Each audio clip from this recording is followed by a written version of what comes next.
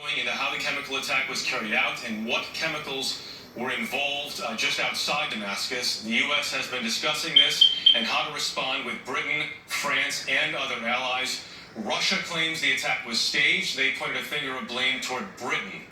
This would be the second strike on Syria, potentially authorized by President Trump in response to a chemical weapons attack. Again, you're looking at a live picture right now of the diplomatic room at the White House. According to our David Martin, the challenge in this strike, if one happens, is to hit Syrian targets and not Russian forces, which could dramatically escalate the conflict in Syria. Syria has been, as far as we know, dispersing forces and equipment, large portions of which may have been brought to the airport in Damascus, which has taken place in the past, which likely would not be targeted to avoid civilian casualties. This evening, the vice president, who is in Lima, Peru, at the Summit of the Americas, rushed back to his hotel just a short time ago in advance of this anticipated action. The president was scheduled to go to the Summit of the Americas. He canceled that to debate what he's about to talk to tonight. Fellow Americans, a short time ago, I ordered the United States Armed Forces to launch precision strikes on targets associated with the chemical weapons capabilities of Syrian dictator Bashar al-Assad. A combined operation with the armed forces of France and the United Kingdom is now underway. We thank them both. Tonight I want to speak with you about why we have taken this action. 1 year ago, Assad launched a savage chemical weapons attack against his own innocent people. The United States responded. Same lies they always use. That same shit. Of the Syrian Air Force. Last Saturday, the Assad regime again deployed chemical weapons to slaughter innocent civilians, this time in the town of Douma, near the Syrian capital. Yo, they've used that shit over the last 40 years on every fucking country that they wanted to kick their ass. That's the lie they use. The evil and the despicable attack left mothers and fathers, infants, there it is, thrashing in pain and gasping for air. There it is. They used it on Noriega, Gaddafi, Marcos, Saddam Hussein, Fidel Castro, Idi Amin. I mean, it goes on and on and on. The same lies. Chemical weapons are uniquely dangerous, not only because they inflict gruesome suffering, same lies, but because even small amounts usually they'll have a buzzword like terrorism. The purpose of our actions tonight is to we're fighting terror. Against the production, now they're using the buzzword as chemical weapons. That's the buzzword. Another buzzword they used in the past was weapons of mass destruction. Another one they used in the past was communism. Will integrate all instruments of our national power, military, economic, and diplomatic. We are prepared to sustain this response until the Syrian regime stops its use of prohibited chemical agents. There it is again, the buzzword. They will repeat it over and over and over again. It's like fucking brainwashing the public. Assad regime. To Iran and to Russia, I ask. Oh, other buzzwords. Al-Qaeda. Okay, ISIL. Where did all those go? You never defeated them. It's just bullshit. It was what was needed to be used at that time to the agenda got accomplished. Rogue states, brutal tyrants, and murderous dictators. In 2013, President Putin and his government promised the world that they would guarantee the elimination of Syria's chemical weapons.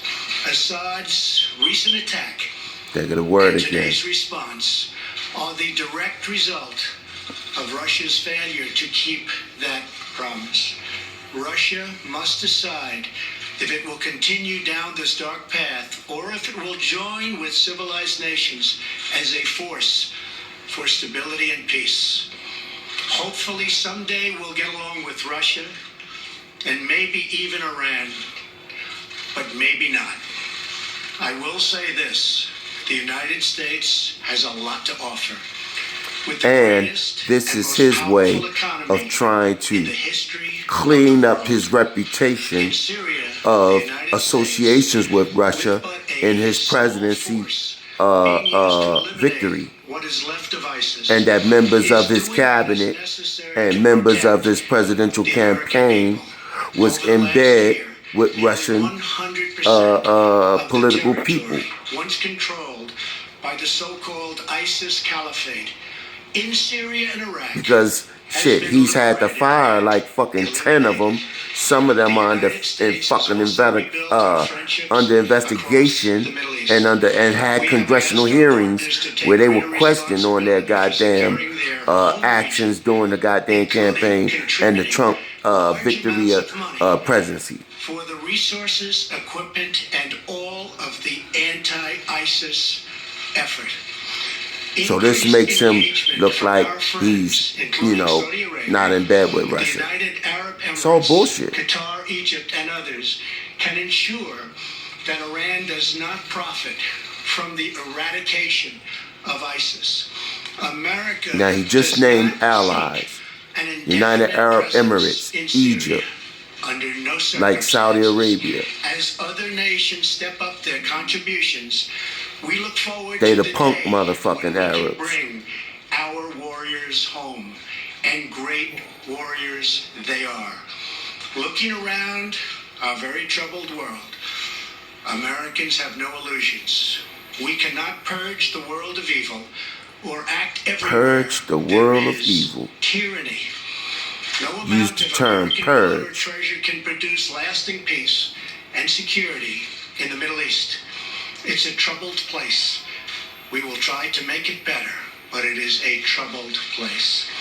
The United States will be a partner and a friend, but the fate of the region lies in the hands of its own people. In the last century, we looked straight into the darkest places of the human soul. We saw the anguish that can be unleashed and the evil that can take hold. By the end of World War I, more than 1 million people had been killed or injured by chemical weapons. There it is again. We never want to see that ghastly Pay attention to what I'm telling y'all people. So today, this is Brother Elihu L. France and the United States of America have marshaled their righteous power against barbarism and brutality. Tonight I ask all Americans to say a prayer for our noble warriors and our allies as they carry For those of you out there who aren't familiar with my work, you can go on YouTube, type in Elihu L, ELIHU, space EL. You'll see a picture of me with dreadlocks. It's a round photo with a circular shaped photo with me on a side profile with dreadlocks. You can then hit that icon. Then my channel page will pull up. Look at the top of the page, you'll see the word videos. Then you can hit the word videos. And then you'll have access to over 100 of my video lectures on many subjects. Political science,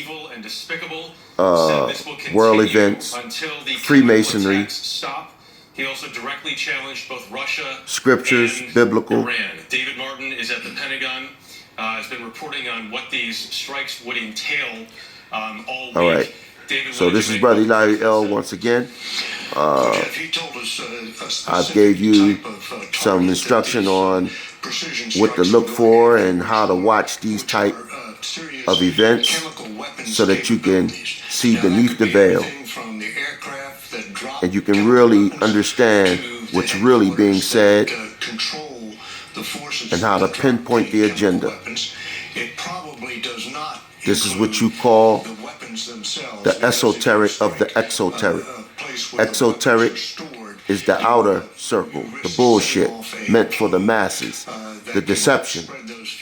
The esoteric is the inner circle, the circle of initiates, the circle of negativity. Would they go after Iranian targets? Would they perhaps even go after the Russian-operated air defenses? He seems to have said. Once again, this is Brother Elihu L. And have gone after Peace. a specific category of targets, these chemical weapons capabilities. All right, David Martin.